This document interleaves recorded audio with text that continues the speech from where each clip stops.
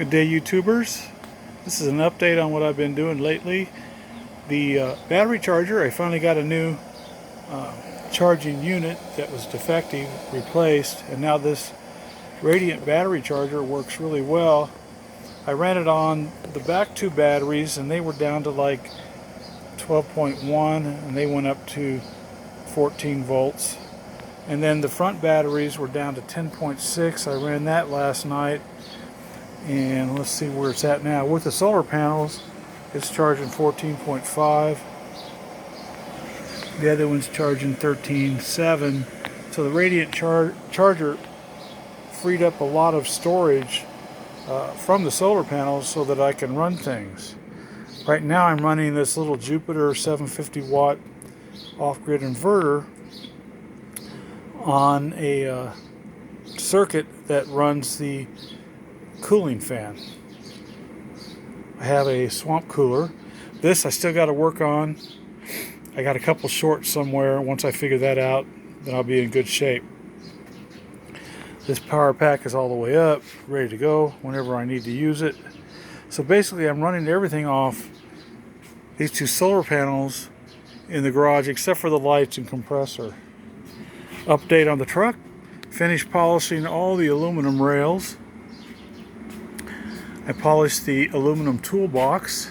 Also fixed it where it comes open and closed real easy and locks.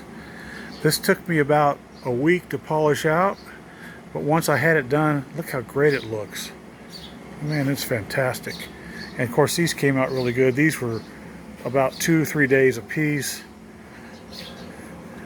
As you can see, I added a 4x4 Dodge sticker. Since the truck is really a 4x4, I thought I'd go ahead and do that. Chevy emblem, new lights that I had on the truck originally, put them back on. Took the doors all the way apart, fixed the latches, lubed them, bent some tangs in there and got it to work really well. I also took the hydrolyzer off of the key switch, so I have to keep a really good eye on it, but I put a new switch in it that has a light at the end of it so that it can tell me when it's on or off. So I have to remind myself to turn it off, but it makes 4 volts more than it did with the other. Let me show you. The switch in the middle, this one right here, that's the hydrolyzer. This one is the fog lights, and this is the cooling fan. I also installed a medium duty fan clutch for the manual fan. As you can see, the swamp cooler, which is really nice, it feels good today. What is it, 92 degrees? The swamp cooler makes it feel about 80, 88, 85 in here easily. And it's running off of 2 batteries and the solar panels I showed you. Now on to the latest project to finish up. Right now I have the panels out because it's a beautiful day. What I did was install rebar and some U-clamps. I'll show you back here. Everything's been wired. It's in a series. Daisy chained them together. It's producing 328 volts right about now. The minimum I got was 265 on a cloudy day, which is still pretty good. But down here I put a board that I got free from Ace Hardware, and then another one there, and I put bolts in it. As you can see, I just pull this rod up and then I stick it back here where I've put some electrical conduit down. But these will go in and out whenever there's a problem with tornadoes or hailstones or God knows what else happens around here anymore. And of course the wiring got done in gray electrical conduit because it's underneath an eave. This works really good. 327 volts for 8 panels. I'll take it.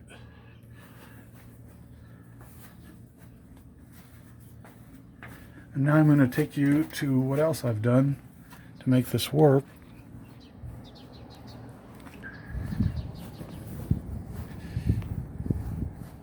Take just a minute to get to the garage. All I have to do is lift up that. This is our kitchen we're remodeling right now. We just got the backsplash to go. We used hevia, which is a dense tropical wood. Then we stained it in polyurethane at 3 or 4 coats. But yeah. And then we painted this clock we got for $37. Let me take you to the garage and show you what else we're doing. This is our living room. Everything's going pretty good here. Laundry room, we got brand new washer and dryer and a Waikiki poster.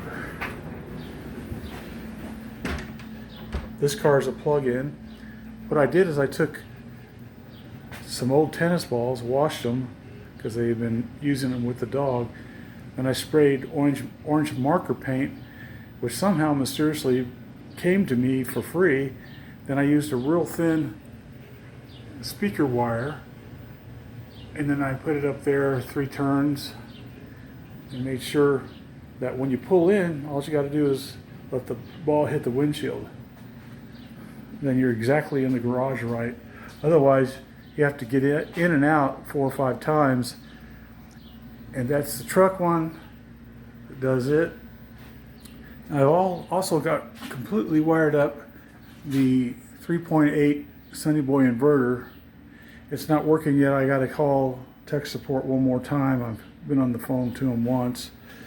But you can see I've got all the circuits hooked up. This is, the one on the right is the influx from the solar panels. And then the one on the left goes to the net meter. And then out from the net meter, it goes into the circuit breakers. I'll show you. I had to put this one up here because it was on a different leg than this one. The inverter has to see between L1 and L2, 220 volts. So I just put it here, and that fixed the problem. So I still have to contact tech support in order to finish it up. They're not open until Monday. This is Saturday right now. And here's the net meter. And the box I bought for $120. Everything's all set up, tidied up, ready to go. This all took me about a week to wire up, but the solar system is now intact, just waiting on tech support to be open to finish the deal. I'm getting about 327 volts, 340 tops from 8 solar panels that are Trinas that are 290 watt. But the Trinas seem to put out way more energy than the previous panels I used, which were Renogy. So anyway, yeah, I've got this hooked up to where I've got 2 100 amp breakers, and if I flip them both on, then it goes directly into this box as a meter.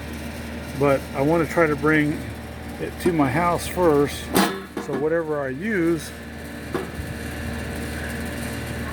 first from my solar inverter. It goes into the house, then everything's just fine. I would use that setup if I was going out of town, I was going to be gone a while, so they can directly grid tie and make the most amount of power.